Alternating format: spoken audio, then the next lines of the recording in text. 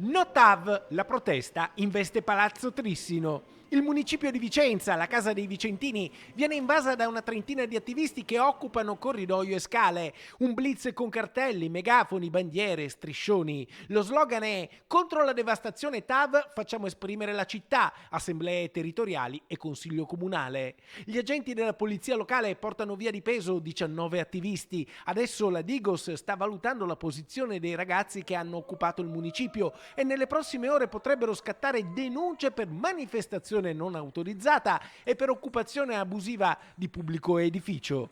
Ma il tema è politico. Il sindaco Francesco Rucco porta la questione in prefettura nel prossimo comitato per l'ordine e la sicurezza, assicura di proseguire gli incontri informativi coi cittadini, ma soprattutto non accetta l'accusa che non sia stato fatto un percorso democratico. Abbiamo fatto una serie di assemblee, l'assemblea con gli espropriati, le assemblee con la cittadinanza e le assemblee anche con le categorie.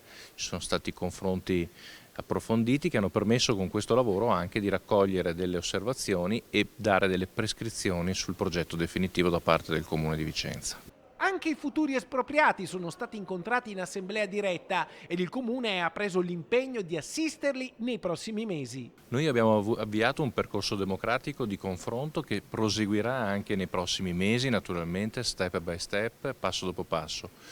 Quello che hanno fatto ieri questi ragazzi con maniera assolutamente maleducata e arrogante è stato antidemocratico. Per questo motivo chi non rispetta le regole, chi non rispetta la democrazia non può essere un interlocutore con cui sedersi al tavolo e confrontarsi.